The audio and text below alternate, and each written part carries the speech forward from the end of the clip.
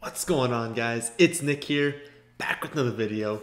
7 most overvalued and undervalued running backs. In this one, pretty simple. I'll be talking about some running backs going too early, going too late in drafts. Like always, that doesn't mean that I really like them or really don't like them as players. Just means their ADP is off from what it should be. Only doing 7 running backs today, although I'll throw out a few more names than that. If you want my complete list across all positions, you can see that at our website, thefantasyfootballadvice.com. Let's start things off with the stat of the day. Yesterday's answer, pretty much everyone knew what it was. We've heard it before. Matt Breida, fastest ball carrier last season. 22.3 miles an hour, I think is what it was. First person to get that was Max Metzger, something like that. I don't know. You know who you are. But today's stat, who led the league last season in yards after the catch per reception? We're looking for a wide receiver here. Wide receiver led the league in yak per reception. It's a guy we definitely like this season. So, tried to split this one evenly. There are a few more players we're going to talk about that are undervalued than overvalued because that's more fun to talk about players that we like. And I only included, I believe, like 1 or 2. I think 2 total early round players, 1 on each side. Because in general, if we're talking about like the first 2 rounds, I mean, how over and undervalued could you really be in the first 2 rounds, right? Like, there's no second round pick that's just a massive steal, should be going first overall. That's not the case. So in general, you're going to find players in like the middle to late rounds that fit the bill for this video. We'll go over the early rounds a lot more in other videos. But one early round player, this guy I have talked about, is Aaron Jones. And he comes in ADP running back 10, my rank running back 15. So not a huge difference, but I did want to include, like I said, one early round player from each side. And I know I've mentioned it a few times, but I'm going to keep mentioning him until you guys stop drafting him so high. Running back 2 last season, that's going to keep his ADP up there. People always like to sort by last season's stats. They're going to see him at running back 2. They're going to draft him. But it's not worth it. Remember what I keep bringing up a million times. I think I've done it like 3 or 4 times already. I'm going to do it so many times by the end of the summer. 57%. Remember that number. Aaron Jones, Jamal Williams, 57% of the Packers' total touchdowns last season on offense. No other pairing can compare to that, and a lot were very, very far off, even among really high touchdown scorers. Points to clear touchdown regression if everything remained the same, and everything didn't remain the same. They just drafted a 250-pound running back in the 2nd round. So people are drafting a player in a 3 running back committee as a running back 1. And I just don't understand it. So I apologize if I keep pointing out his ADP, but you got to know you can't draft him. And some of you definitely still are. So please don't. Another player is Devin Singletary. I don't think I've mentioned him very much at all, but you guys should probably be able to figure this one out because I mentioned Zach Moss a ton. You guys know I really like Zach Moss. And it's not that I don't like Singletary. I just don't understand why he's going as the running back 18 in drafts. He's my running back 35, so that's not even close. It's just like, is he going to score this season? I mean, he couldn't even beat out Frank Gore for the goal line job. You're telling me he's going to beat out Zach Moss? No. And I think, like I said, he's a really good running back between the 20s, but so is Moss. I keep talking him up. I think he's a really good talent. And they don't just draft the guy in the 3rd round to have him ride the bench because they gave up the exact same draft capital to get Singletary as they did Moss. And if we also think the talent is pretty comparable, but that Moss is going to get the goal line, why is Moss going 10 rounds later? Like, I do understand if we play this out a bunch of times, Singletary probably does get a good chunk more total volume between the 20s. But fantasy football is so touchdown reliant, which is frustrating at times because of how random touchdowns are. But if you're not scoring those touchdowns, you need the receptions, you need the yards, and if they're going to roughly split, maybe it's 60-40. But if they're going to have that sort of split, this isn't, a high volume offense by any means. So if the touchdowns aren't there and they're splitting between the 20s, where is this upside that has them in the early rounds? I do not want to draft players with capped upside in the early rounds, especially when I think they just drafted a running back that's pretty good. So definitely would not be taking him at that spot. The last player that's overvalued is actually a grouping. I was kind of looking at late round picks. And again, these are not super accurate right now because it's like late May. But I was looking at who is being taken as of right now with these flyer picks, right? These like 13th, 14th, 15th round running backs where people are like, let's take a chance. And I wanted to identify which ones don't have a chance. Justice Hill, Jamal Williams, Jalen Samuels, Justin Jackson, Rashad Penny, Malcolm Brown. Those are all players going in the final rounds of drafts that you shouldn't even be considering because their path to fantasy relevance isn't even like a path. It's like, I don't know, a small opening that you start walking down and you realize it's nothing. It doesn't go anywhere. So don't even be considering those guys late in drafts. They're not going to be fantasy relevant this season, so don't touch them even with your final pick.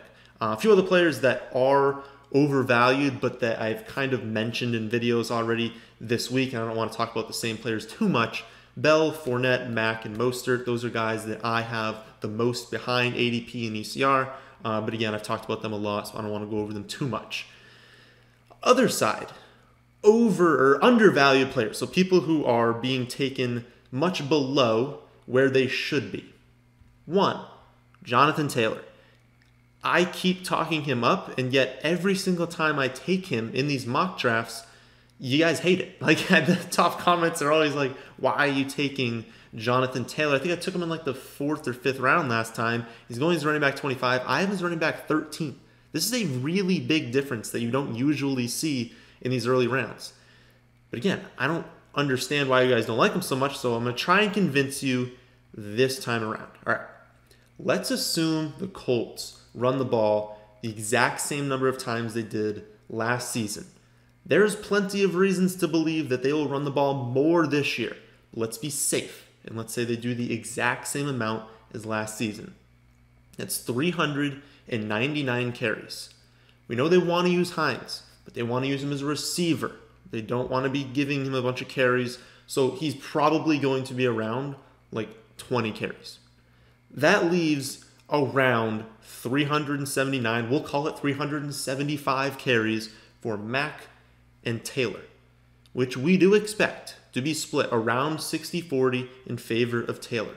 Now, if you hate this pick, it means you think that split's different. That's the only thing.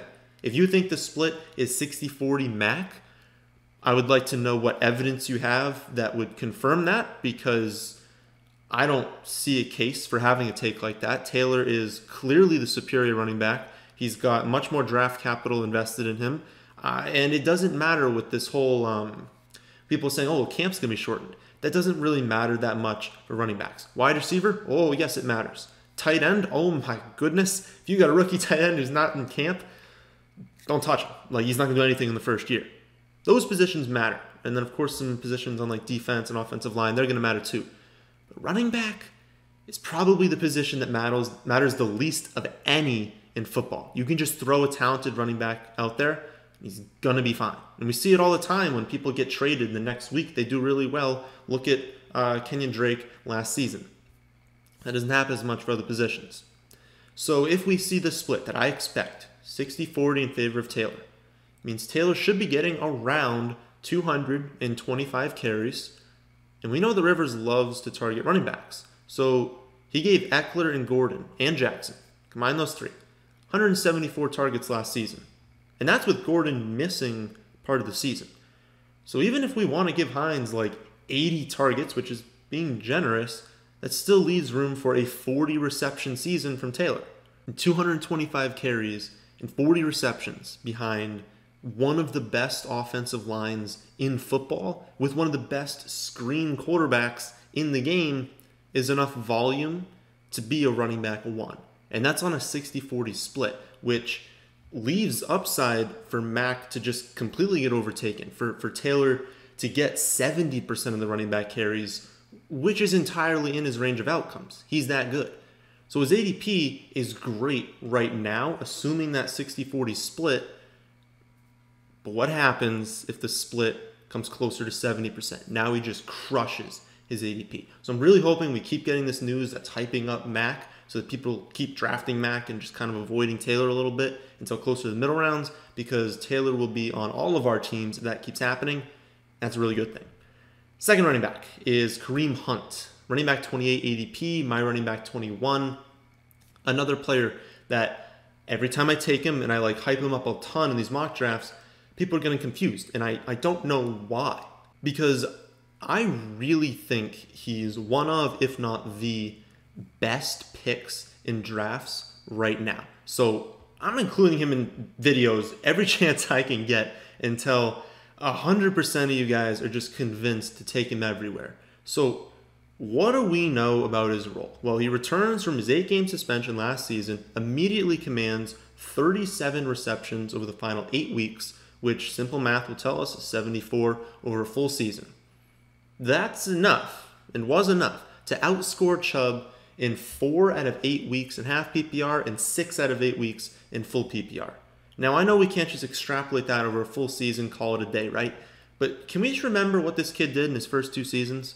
He had nearly 1,800 yards and 11 touchdowns as a rookie, and then was on pace for 1,750 yards and 20 touchdowns in his second season before the incident that cost him the rest of 2018 and into 2019. This isn't like Jonas Gray or Zach Stacy. Like, Hunt is good, and he's turning 25. And this season, even if camp is shortened, he's not just going to be thrown into games midway through the season. So assuming we get the same player that ended last season, he's being undervalued, right? Because he was already producing as running back too. But look at the upside. We always want to look at the upside with all of these picks. If Chubb goes down, then Hunt is a top 5 running back. So at worst, he's really good value. At best, he wins you the league. I would say that's a really good pick in the middle rounds. Third running back, Keyshawn Vaughn. Running back 43 ADP, running back 33 in my ranking, so I have him 10 above ADP. I've been trying to figure out my takes on Vaughn versus Jones, and I think until we get more news, the reality is that they're both being undervalued. Now, at the end of the season, they won't be. If we look at ADP versus where they finish, one of them is going to crush and one of them isn't. Let's be clear on that. But since we don't know that outcome, honestly, they're just both being undervalued because they both have a ton of upside. So realistically, if you think about it, you should probably just be taking whoever you think wins the job. So if you listen to my take and you're like, no, I do not believe you, I think Ronald Jones is the guy, well then just pretend I said Ronald Jones is the one being undervalued and take him. But if you're like me, I think Vaughn wins the job, then he's being undervalued as well. And if we look at history, this is why I'm saying this, Bruce Arians always uses a lead back. Every single season he's coached, except for last year, he's used a lead back, just one featured guy. And I list Vaughn in this video because Jones only had to beat out Peyton Barber last season, so how could he not? I mean, if he was this good, how could he not beat out Peyton Barber? Well, it was because he was unbelievably bad in pass protection, and even though there were times where Arians wanted to get him the ball, he couldn't because he had to bench him when he would miss just like multiple blitz pickups. Because as much as we want teams to be using the running back not in pass protection, but to throw him out on screens and to say, hey, use him as a safety valve, don't use him to pass block, teams like when running backs can pass block. And if Ronald Jones can't do that with Tom Brady at quarterback, they're going to go to Vaughn.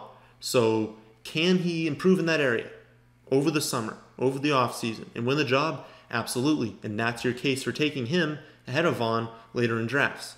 But it's also possible that Arians just doesn't want to deal with that anymore, and he drafted someone he hopes can replace him. And if Vaughn can prove that he's solid in pass protection, he can get on the same page as Brady in the receiving game, then his ADP is a joke right now. So I'm taking Vaughn because I think that is the more likely outcome. But again, I recommend just taking whoever you think wins the job.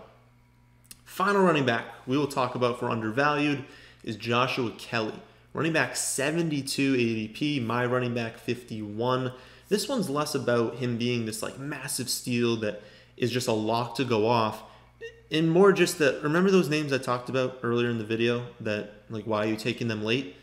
Insert Joshua Kelley into there and you see, oh, he's a much better pick because I want upside, especially at running back.